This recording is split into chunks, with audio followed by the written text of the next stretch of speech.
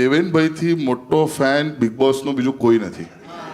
સાચી વાત છે. બિગ બોસમાં તને ખબર છે? અરે સર જ્યારે એમનો સીન ના હોય ત્યારે આમ એમનું પેડ લઈને બેઠા હોય ને જોતા હોય એટલે શરૂઆતમાં ખબર ના પડી સર શું જોયું. મેં કીધું કદાચ કોઈ ફિલ્મ જોતા હશે કે આમ તેમ.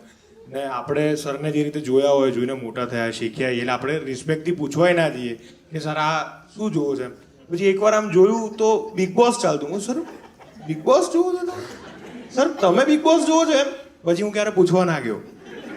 ભાઈ બહુ ગજબ. બે એટલે આમ દેવેન મને તો ઇમેજિન થયું કે આમ બેઠા બેઠા જોતા હોય દૂરથી બે જણ પેલી બાજુથી વાત કરતા હોય આરજવને બીજું કોઈ કે જોયું આ કેટલો અભ્યાસ કરે છે ફ્રેન્ચ સિનેમા જોવે થયું ભાઈ છે એવું થયું. અને તઈ લાગે પેલા કે હોલિવૂડની ફિલ્મ અભ્યાસ કરી રહ્યો છું, ફોરેન લેંગ્વેજ ફિલ્મો જોઈ રહ્યો છું, એટલી ડીપલી ઊંડાણપૂર્વક હું જોતો અને આ માઇન્ડ જોવે તો સંડાસ માટે કોઈ ઝઘડતો હોય કે ક્લીન નહીં કે આતું ને બાલ હે સિંક મેં એવું બધું. ભાઈ મને તો અત્યારે ક્રેઝી મરાઠી બિગ બોસ લાગી રહ્યું છે રાખી સાવંતના કારણે.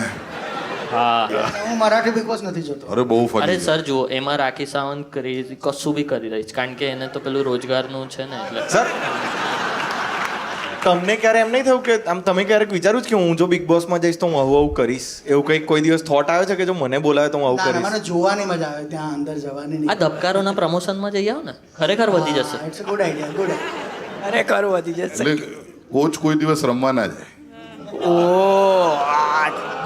એમને કંકાસ જોવો ગમે છે અને આમ એ બેઠા બેઠા આમ કંકાસ ડિરેક્ટ બી કરતા હશે કે હવે નેક્સ્ટ એપિસોડમાં જો આવું થશે.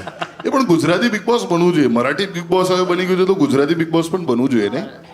અને લિસ્ટ જોઈતી હોય તો લવારીના એપિસોડ જોઈ લેવાના એમાંથી જે ઉપાડવા હોય.